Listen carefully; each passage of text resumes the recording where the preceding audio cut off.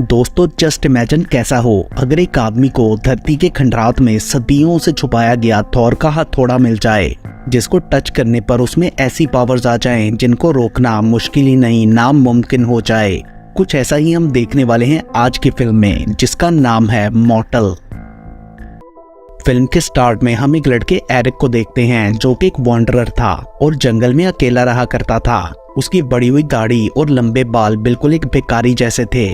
उसके पास कुछ supernatural powers थीं जिन्हें वो सही से कंट्रोल करना नहीं जानता था, लाइक पानी को एलिवेट करना, वेदर को कंट्रोल करना और किसी भी चीज को हाथ लगाकर जला डालना। जब भी एरिक कुछ चीज जलाता था तो उसकी अपनी बॉडी पर भी बर्न स्कार्स बन जाते थे, जो कि एरिक के लिए काफी पेनफुल था। एक दिन वो पास के टाउन में जाकर अपने लिए कुछ फूड्स और मेडिसिन चुराता है एंड अपने बाल काटकर किसी और के कपड़े भी ले लेता है ताकि अपनी हालत कुछ ठीक कर सके।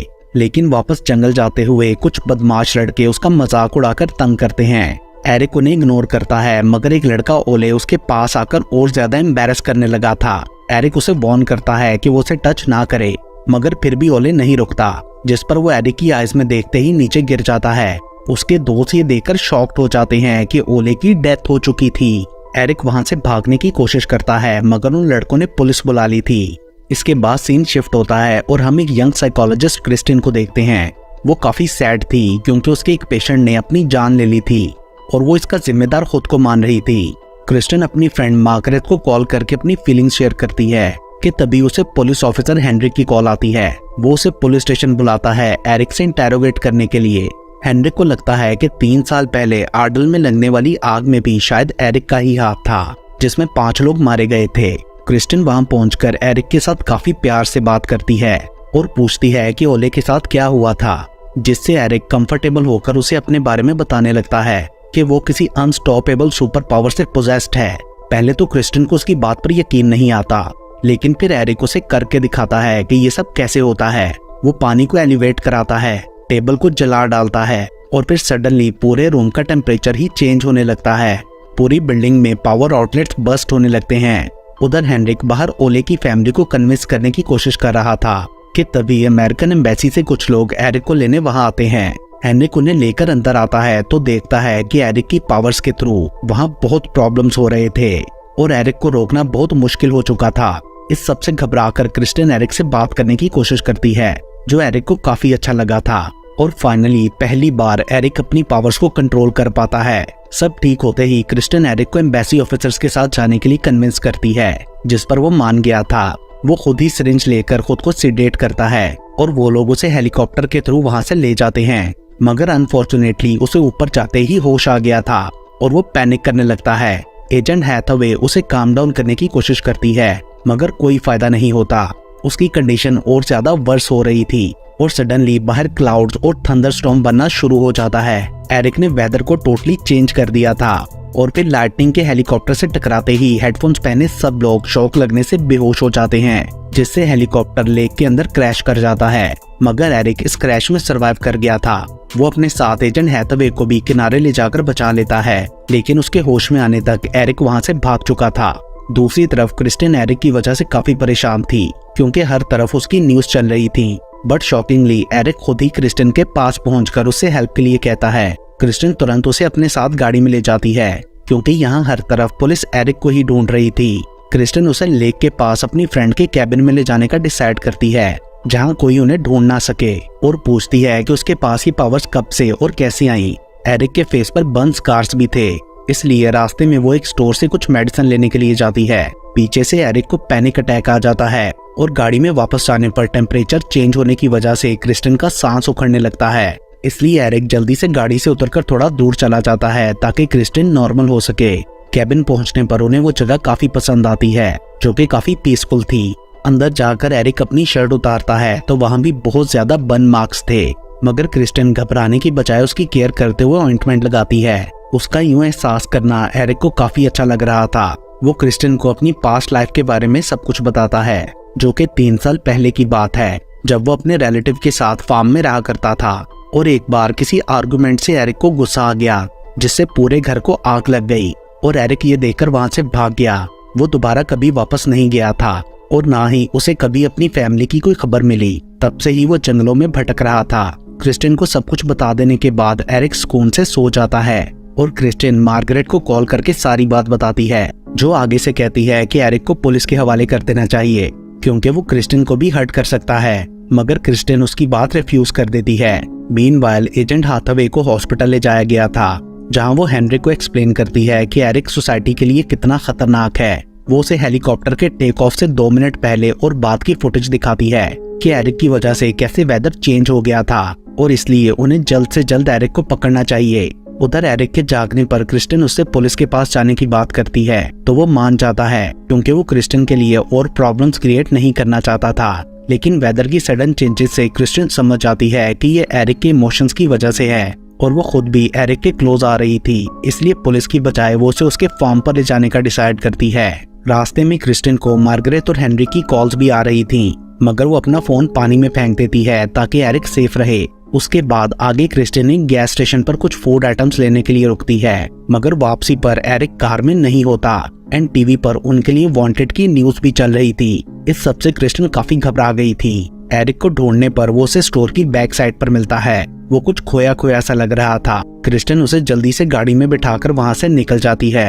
रास्ते में एरिक उसे अपने विजन्स के बारे में एक्सप्लेन करता है और कहता है कि मैं एक बड़ा सा पेड़ देखता हूँ और अर्थ के सारे elements water, air, fire, thunder और मिट्टी को फील कर सकता हूँ। उसे वहाँ खड़े नेचर की बहुत सारी चीजें दिखाई दे रही थी, जो कि उसके लिए बिल्कुल एक नई दुनिया थी। एरिक ये सब बता रहा था कि सडनली उन्हें पुलिस सायरन सुनाई देने लगता है, जिससे पैनिक होकर क्रिस्टिन फास्ट ड्राइव करने लगी थी।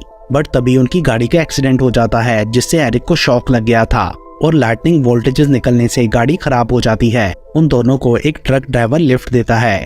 दूसरी तरफ नॉर्वेजियन पुलिस और एजेंट हैथवे को उनकी गाड़ी मिल जाती है। उन्हें डर था कि ब्रिज क्रॉस करके फार्म तक पहुंचने पर एरिक को और भी ज्यादा पावर्स मिल जाएंगी।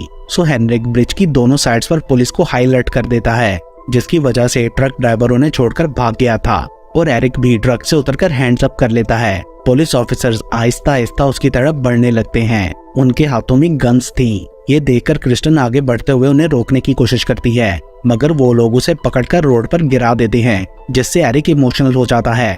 वो पुलिस को उसे छोड़ देने के लिए कहता है, मगर वो नहीं सुनते एंड सडनली एरिक के इमोशंस की वजह से मौसम बदलने लगता है। विद इन सेकेंड्स वहाँ हर तरफ थंडरस्टॉर्म और लाइटनिंग आ जाती है, जिन्हें एरिक कंट्रोल करके और भी ज्यादा पावरफुल बना देता है, जिससे अब ब्रिज पर हर तरफ लाइटनिंग गिरने लगती है। सब लोग डर कर वहाँ से भाग जाते हैं। क्रिस्टिन किसी तरह एरिक को काम डाउन कर लेती है, जिससे सब कुछ रुक गया था, मगर तब तक एरिक भी लाइटनिंग लगने से बेहोश हो जाता है। क्रिस्टिन हेल्प के लिए चिल्लाती है और तभी हेनरिक वहाँ आकर उन्हें अपनी गाड़ी में ले जाता है। वो भी ये सब अपनी आंखों से देखकर हैरान रह गया था।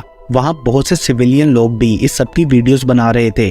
हेनरिक क्रिस्टिन के इमोशन समझ चुका था और वो अब उनकी हेल्प करने के लिए तुरंत एरिक को करीबी हॉस्पिटल ले जाता है। सब लोग एरिक को थॉर, गॉड ऑफ थंडर कह रहे थे। मीनवाइल हम ओले के फादर को देखते हैं, जो एरिक को मारकर अपने बेटे का बदला लेना चाहता था। हॉस्पिटल में एरिक को तुरंत इमरजेंसी रूम ले जाया जाता है, जहां एमआरआई मशीन के अंदर उसे होश आ गया था। वो क्रिस्टिन को अपने विजन्स के बारे में बताने लगता है। अब की बार उसे आई से जरा दिखाई दिया था। उधर डॉक्टर्स उसका स्कैन देखकर दंग रह जाते हैं, क्योंकि उसकी बॉडी और ऑर्गन्स आधे से भी ज्यादा जले हुए थे, जिनके साथ जिंदा रहना नामुमकिन था। And then suddenly radiations Eric की बॉडी को हर्ट करने लगती हैं, जिससे वो पैनिक हो गया था। फिर से लाइटनिंग बोल्ट बनने लगते हैं और अल्टीमेटली हॉस्पिटल की पावर चली जाती है, जिससे पूरे हॉस्पिटल में कियोस क्रिएट हो गया था। सब क्रिटिकल पेशेंट्स को ऑक्सीजन का प्रॉब्लम होने लगा था और आईसीयू में एक बच्चे की जान भी खतरे में पड़ गई थी।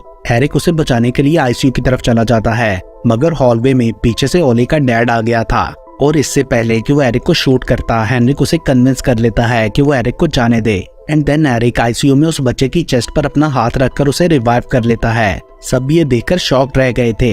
एंड देन एरिक को फार्म जाने की परमिशन दे दी जाती है। हॉस्पिटल के बाहर बहुत से लोग एरिक को देखने आए थे। वो उन सबसे मिलकर फार्म जाने के लिए निकल पड़ता है। रास्ते में हेनरिक एरिक को थॉर पर लिखी गई एक बुक देता है, जो उसे हॉस्पिटल लाइब्रेरी से मिली थी।